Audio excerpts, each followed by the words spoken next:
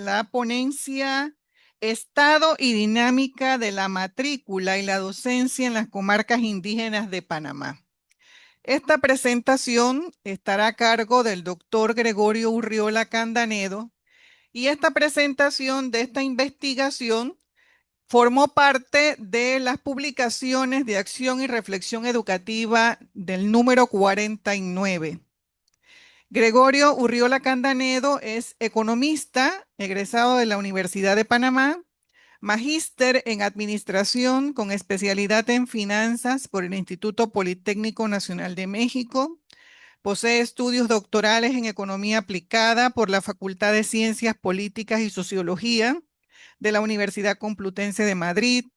Cuenta con estancias de estudios de perfeccionamiento en España, Alemania, Colombia, México, Honduras, Corea del Sur y Singapur. Es docente universitario de grado y posgrado en universidades nacionales y extranjeras. Fue vicedecano de posgrado del director del Instituto de Lenguas y Tecnología y asesor de la Rectoría de UDELAS. Actualmente es el director editorial y docente regular de esa casa de estudios. Es también consultor internacional, ha sido gerente de desarrollo empresarial de la Secretaría de Ciencia y Tecnología, CENACYT. Tiene también una larga trayectoria como investigador en temas de políticas públicas, educación superior, gerencia de la investigación, metodología de la investigación. Ha sido coautor y autor de gran cantidad de publicaciones. Le damos la bienvenida al doctor Gregorio Urriola. Muy buenos días. En primer lugar, agradecer al ICASE por esta oportunidad de presentar, como se ha dicho, una, una investigación que asumió la forma de un artículo, como se ha dicho, publicado en un número de la revista de esta casa que hoy nos acoge y que sorprendentemente la semana pasada recibí una invitación para presentar este mismo artículo en España en el marco de un congreso, dice por el impacto del artículo. Yo me quedé con los ojos cuadrados porque el artículo es muy descriptivo, como verán ustedes, pero eh, si no hubiera sido publicado en la revista del ICASE, pues no hubiera tenido tampoco esta otra oportunidad, incluso con todos los gastos pagos para un congreso en Madrid el próximo año. Por lo cual, otra vez, quizás el mensaje que quiero darles es que sigamos apoyando la labor de divulgación a través de el ICASE, con contribuciones modestas como esta que voy a resumirles en este momento. Este tema, quisiera decirles que es un tema que he venido trabajando desde hace bastante tiempo, como aparecerán en alguna de las referencias. Y básicamente aquí lo que hicimos fue una descripción de tipo estadístico, es decir, cuantitativo, de cómo se está moviendo la matrícula y los docentes en las tres áreas comarcales, eh, las tres grandes comarcas, la Laguna, la Nove Buglé y la Emberá-Huonam, en un espacio temporal de prácticamente 10 años, de 2007 a 2016, y que, como digo, fue publicado en diciembre, en el número de enero-diciembre de 2024, el número 49. Bueno, las variables que estudiamos fueron la matrícula, la tasa bruta de escolarización en las comarcas, la relación entre el número de alumnas y alumnos por nivel educativo. O sea, básicamente allí lo que queríamos ver era si un poco el grado de feminización en las zonas indígenas que tienen sus particulares socioculturales y sociodemográficas, y también un factor que incide altamente en los procesos de aprendizaje en los niveles de preescolar o preprimaria, primaria y educación premedia y media, que es el número de docentes por nivel y el número de alumnos por aula. Un, realmente, como el título lo indica, queríamos ver el estado y la dinámica a través de, digamos, el comportamiento de estos indicadores, básicamente con dos fuentes, las fuentes que nos dan las estadísticas nacionales, que por cierto habría que hacer allí siempre hincapié de que hay un rezago importante eh, en los boletines que publica el INEC con esta información, y pareciera que la base de datos del Meduca con la base de datos del INEC tiene algunas inconsistencias, y eso es, digamos, un poco grave desde el punto de vista de la consideración en los procesos de planificación, tanto educativa como de políticas públicas, porque si no hay una data consistente y confiable, entonces también pues no se pueden tomar las mejores decisiones. Sin embargo, eh, por eso el periodo considerado, la data era bien consistente y no se extendió más, sino que simplemente se referenció o se completó con otros datos que habían, en este caso del Meduca en 2021, para un poco contrastar.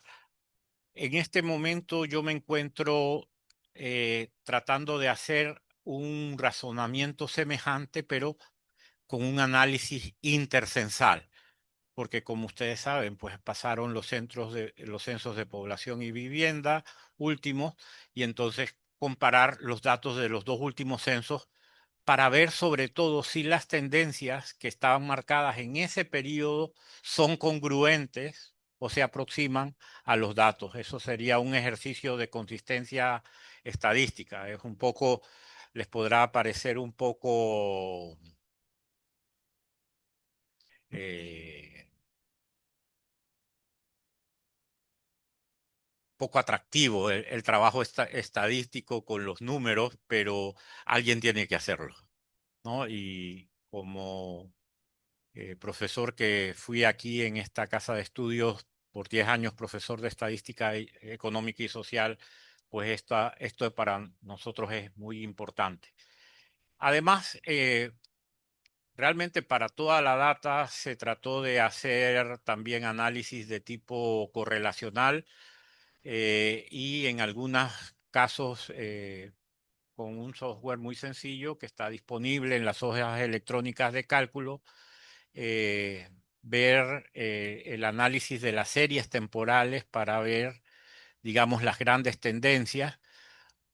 De esto hay mucho y los softwares son cada vez más completos, pero ciertamente para una primera aproximación, un análisis a través del método de mínimos cuadrados ordinarios, que automáticamente nos los da una hoja sencilla de cálculo como el Excel, podemos ver la consistencia, y como eran series de 10 años, pues sí valía la pena en alguno de los casos eh, ver esa tendencia, sobre todo porque básicamente de hacerlos con líneas rectas se podrían usar funciones matemáticas más complejas, pero las funciones de línea recta, como saben las personas de estadística y de matemáticas y del área cuantitativa, en una ecuación de tipo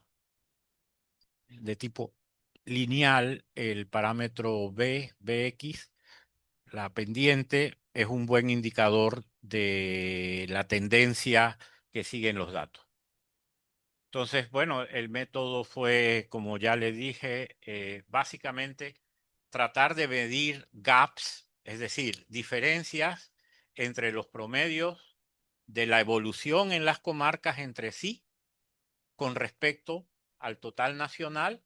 Esa, digamos, era un análisis importante, porque siempre hablamos del rezago de las zonas indígenas o de las comarcas indígenas, pero es importante no solamente saber el rezago, si existe o no, sino realmente cuantitativamente cuánto significa.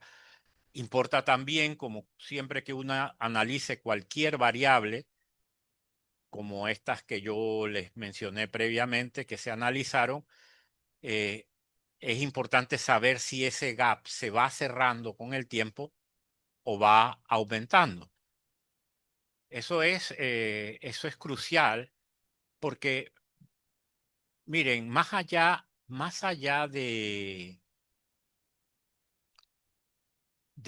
la importancia de conocer la situación de las zonas comarcales, eh, como, vamos a ponerlo así, como una situación cultural y sociodemográfica especial o particular de nuestro país. Lo cierto es que las dinámicas subyacentes, es decir, sobre todo la dinámica demográfica que está detrás, por ejemplo, de la tasa de matriculación en,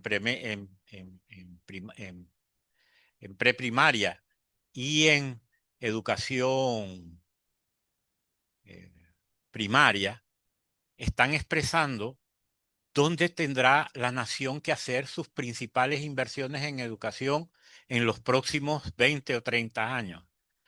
Y eso está también correlacionado con el tema de la salud, porque las mismas variables sociodemográficas, que es básicamente la tasa de nacimiento y la tasa de crecimiento, nos dice que una comarca, la comarca Nove Buglé, es la comarca con la tasa de crecimiento poblacional más alta del país y por lo tanto su importancia desde todo punto de vista crecerá de aquí en adelante. Es decir, cada vez, digamos, la población comarcal de las comarcas más o menos es el 10% de la población de Panamá, pero cada vez va a ser un porcentaje mayor.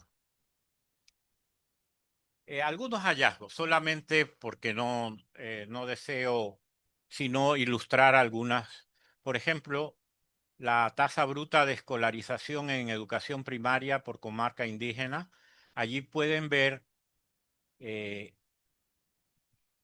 no sé si sirve. Uy, no. lo- Pensé que tenía el láser, pero la línea punteada es el promedio nacional. Entonces vean que la tasa bruta de escolarización en primaria en dos comarcas es por encima de la tasa de matriculación, eh, básicamente de la nacional y solamente en la comarca de Gunayala sigue estando por debajo en primaria. Y esto es en la misma, el mismo razonamiento, pero en el caso de la educación premedia y media. Fíjense que, bueno, ¿qué datos nos son un aliciente? El aliciente es que la brecha se está acortando, la tasa de matriculación en premedia y media con respecto al promedio nacional de las tres comarcas. Hay sobre todo la comarca Nove Buglé es la que tiene, digamos, el crecimiento más sostenido. La comarca Emberá, dígame. Ah, sí, gracias. la ignorancia tecnológica. El promedio nacional. Entonces, bueno, fíjense que con estas dos solamente es claro que un análisis como este es muy importante. ¿Dónde hay que poner la carne en este asador? ¿Dónde hay situaciones, digamos, de rezago y de mejora? Digamos que aún en las comarcas indígenas pareciera que el esfuerzo mayor tiene que hacerse en la educación preprimaria y primaria. Y en el caso de la educación media es también muy importante, porque como todos los presentes saben, el mayor obstáculo estructural para el desarrollo de la educación terciaria, ¿cuál es?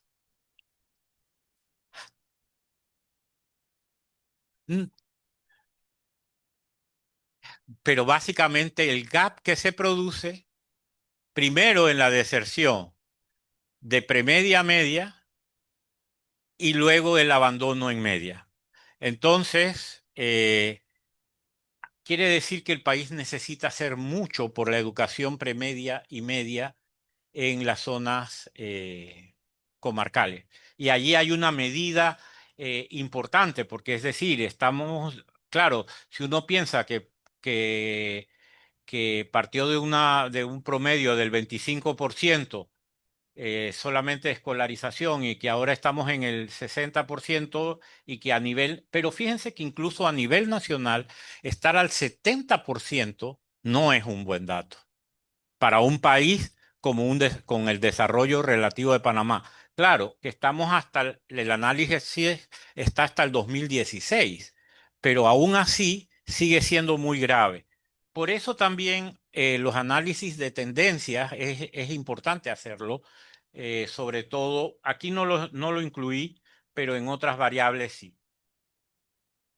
Esta, que es la relación de alumnos por docentes, eh, también tenemos la situación nacional y la situación en las comarcas, es decir, en el último periodo hay una suerte de estabilización, o sea, de que ha ido acompañando la evolución nacional, o sea, de un promedio de ahí de alrededor de 20 estudiantes por docente, ¿no? ¿Esto por qué? Porque este es un indicador importante, no es directo, no es claro, habría que hacer investigación de tipo cualitativo y de otras cosas como los promedios de los alumnos, pero es el número de estudiantes que deba atender un profesor, los alumnos, es un indicador soberanamente importante. Y este es en el caso de la educación. Acá, repito, voy a ver, en primaria, ¿no? Fíjense que la situación tiende a caer la relación de estudiantes por profesor en el lapso considerado. Y esto en premedia y media. Aquí sí incluí que realmente en la data original pues era simplemente para no abrumarlos con numeritos que eran muy difíciles de colocar allí. Pero bueno, la tendencia nos dice que hay una caída en la relación de docentes por alumno a nivel nacional, eh, pero que eh, el gap entre la comarca nuevamente, la Nove Buglé, y en este caso es la comarca en Veraguonam, eh, están por encima del promedio nacional. Y más o menos para ir cerrando, con una data para complementar, para reforzar el qué estaba pasando, con los datos del año 2007 al 2016 también cuál es el promedio de docentes por escuela. Miren que a nivel inicial, o sea, lo que también llamamos preescolar, el promedio es de 2 docentes por escuela a nivel nacional. Y los números que hay respecto a las 3 comarcas no se aleja mucho, pero ya cuando pasamos al caso de la primaria, miren que el promedio nacional está en, vamos a decirlo, en 6 docentes, por lo menos el valor modal es de 6 docentes por escuela a nivel nacional, pero sí hay una enorme diferencia, ¿no? Gunayala, fíjense que llega a 2 en algunos años, pero en la Emberá a 2 y 3, que está bastante por debajo del promedio nacional, y la que se acerca más es la comarca Nove Bugle. O sea que aquí donde en estos 2 casos habría que reforzar la presencia de maestros por escuela. El caso en premedia y media, sí, el gap es terrible. Miren que el promedio nacional es de más o menos 21 docentes, 22 docentes. A ver, ahí más o menos, sí, 22 docentes por, por colegio, por escuela. Y los números en las comarcas es muy, muy inferior. Entonces, este es un claro indicativo de que hay un problema, es un hallazgo. Insisto, habría que completar el estudio con los estudios intercensales y también para corroborar la consistencia de los datos con otro tipo de análisis. Pero es una primera eh, en, bueno, conclusiones rápidamente, hay características sumamente particulares. eh, sin, sin lugar a dudas, las situaciones en general han mejorado, pero no a las tasas que se requieren siquiera para alcanzar los promedios nacionales. Eh, un cuadro que no, que obvié, pero que también se estudió, es la relación entre niños y niñas, entre varones o sea, alumnos varones y alumnos eh, eh, féminas y varones en las aulas. ¿Ya estoy fuera de tiempo? Bien. Y sí, también es claro que es más grave el problema, es decir, hay menos porcentajes de niñas que de niños. Es decir, mientras la ratio en el país es 1, en la mayoría de las comarcas es del 70%. O sea, de que hay 30% menos niñas. Bueno, eh, con estos son, como ya les decía, desde 2013 vengo trabajando estos temas. Y es una muy rápida radiografía, como verán, es muy sencilla, eh, pero realmente creo que es lo suficientemente fuerte como para llamar la atención para los tomadores de políticas públicas. Muchísimas gracias y que tengan muy buenas días. ¿Pregunta? ¿Alguna pregunta, profesora?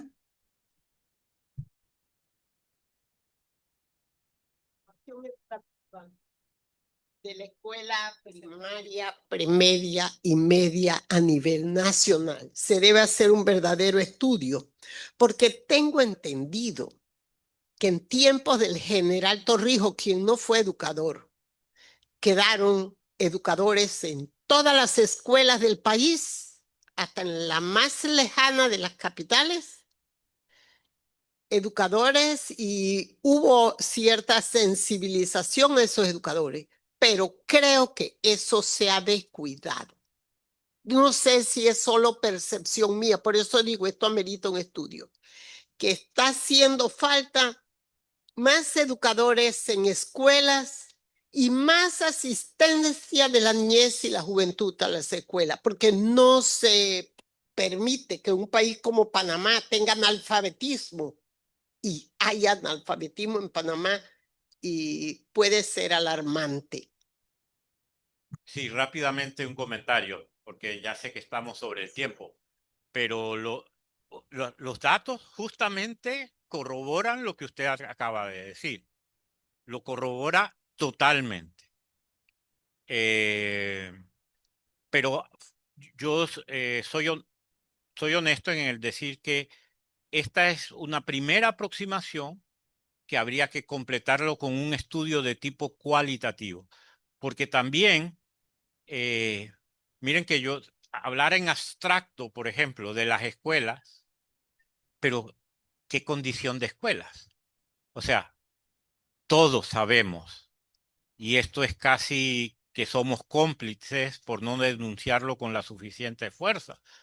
Un país con la riqueza relativa de Panamá que tenga aún escuelas sin luz y escuelas rancho, eso es un crimen de lesa patria. Es decir, no hay justificación ninguna, para que esa situación prive en el país en el año 2025 en que nos encontramos. No hay ninguna. Es realmente, y yo en eso sí creo que con la exposición anterior, aunque quizás no tan sofisticado como el uso de IA y aulas 3D, pero yo sí creo que hay que hacer menos inversión en cemento y mucho más en cemento y ladrillos y mucho más en tecnología. Incluso las zonas indígenas podrían ser un muy buen laboratorio de un nuevo tipo de centro educativo, mucho más versátil y mucho más potente, con empleo intensivo de educación híbrida y a distancia. Pero bueno, eso es harina de otro costal y muchas gracias.